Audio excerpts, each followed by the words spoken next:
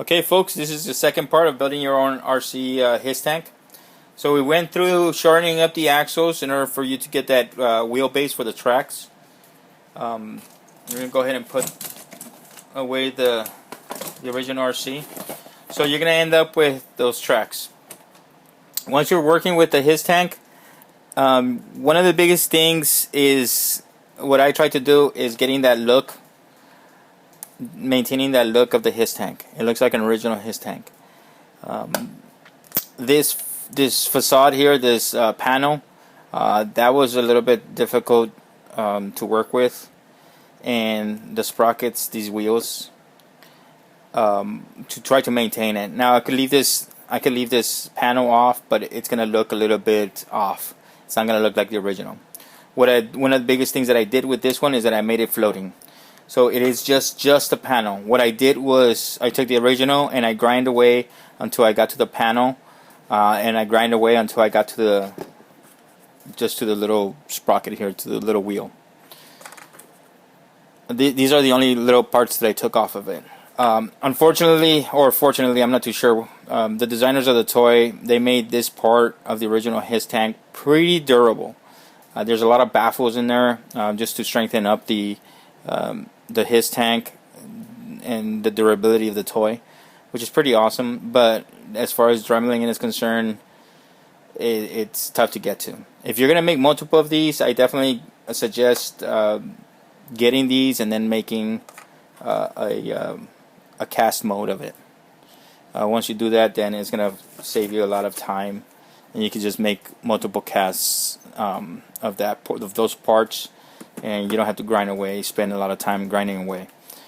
So once you got your vehicle modified, your RC modified, you don't have to do anything to the sizing of the track.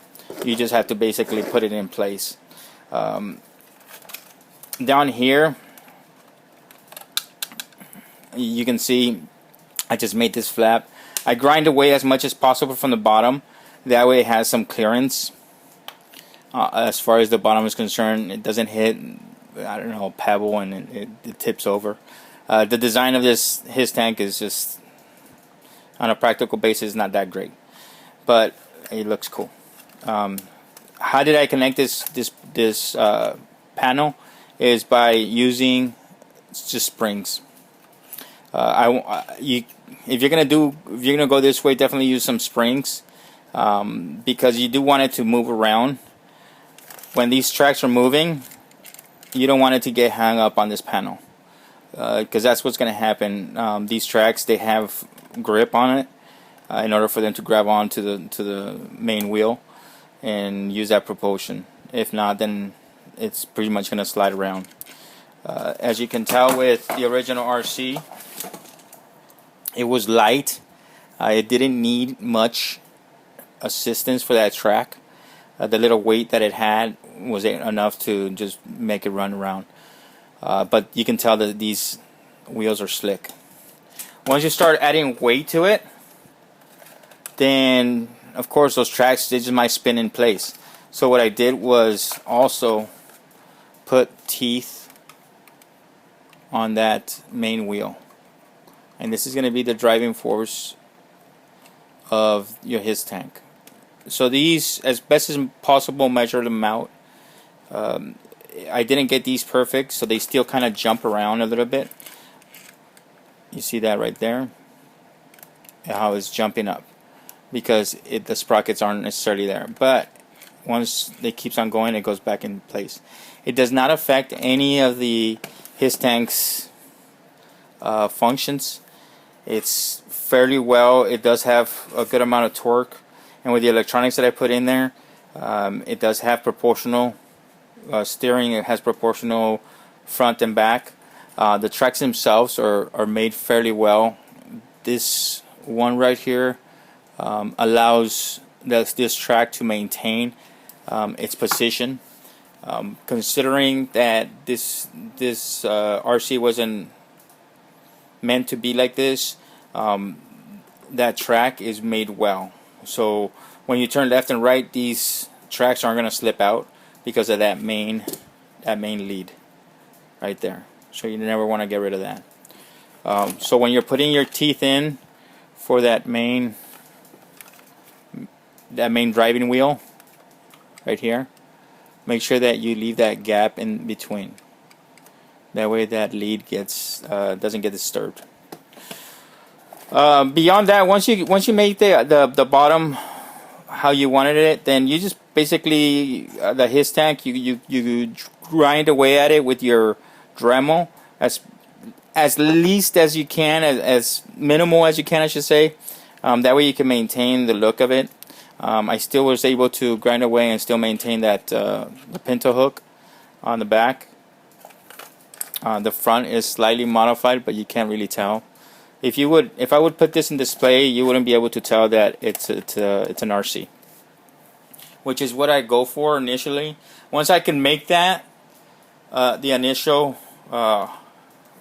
G.I. Joe vehicle look like I wanted to, like it was original, then I could start playing with the rest. There's a gentleman out there by the name of on YouTube. If you get a chance, look him up. Look up G.I. Joe H.I.S. tank turret servo mod, or he also on his YouTube channel, I believe he goes by the name of Ricky Stebbins, Stebbins. He was able to make the gun, the cannon pods go up and down. He's also working on the turret going left and right. All you need is a couple servos extra in there. He does a great job at that, so I'm pretty sure he's going to be making one of these as well. I'm kind of collaborating with him. I'm hoping to do the same thing. So as far as the electronics are concerned, look up electric speed controllers, look up RCs. There's a lot of tutorials out there, a lot of more knowledgeable people out there that can show you how to set up the electronics for an RC like this. You do definitely want you're definitely going to use 2 electronic speed controllers. This is the RC that I went with, the controller and transmitter, the transmitter and receiver, I should say. This one's pretty cool. It is a little bit sensitive. It's one joystick. It goes left and right, forward, backwards. You could just do donuts with this. It's sensitive, so it takes a little bit getting used to. One of the great functions of this, it does have speed control. It does have cruise control. So if I'm going forward, which in my controller you pull back to go forward, I could go at a certain speed, and then I hit this back button, and it sets it at that speed. Once I have it set at that speed, just like your regular cruise control in your vehicle, with these 2 bottom buttons, I can set that speed, go slower, go faster, and I don't have to worry about that holding that particular speed. And as I'm using the cruise control, I can still go left and right as I deem it. You also have extra channels where you can put extra stuff here. You can actually add another servo to use, so you can move your cannon up and down, and then move your turret left and right if you want to. One of the great things about this mod is that you have a lot of space in here to put a lot of electronics. You can definitely put a light bar here, another LEDs inside the cab. The cab isn't compromised at all. The cab it's an original condition. The figure's not compromised at all. So you have a lot of space in there. If you have any specific questions, let me know. I'll try to answer them as best as possible. Check out my other videos as far as techniques and material. There's and then there's also other people out there, not necessarily building G.I. Joes, but if you look up cosplay, the people that do cosplay modifications and uniforms and just full custom made outfits, their materials and their techniques are pretty awesome. Also, those gentlemen and ladies that work on those little figures, role playing games like Dungeons and Dragons. Well, back in the days, and for me, I'm kind of old, Dungeons and Dragons, but there's a lot of other like Space Marines and stuff like that. They do some amazing stuff, amazing work with diorama and the materials they use out there. So don't necessarily get stuck with just looking at YouTube videos for G.I. Joe RCs. There's a lot of great, amazing custom people out there that work in different genres that that kind of help me out, and I'm sure are going to be able to help you out and spark that imagination and figure out different things that you can work with out there. So yeah, okay, folks. Again, if you have any specific questions, any comments, anything that you would like to see, let me know. I'll do my best. I'm fairly slow at putting these videos out, but thank you for joining me, and hopefully whatever the little information I gave you helps you out to make your own customs. Alright folks, have a good day.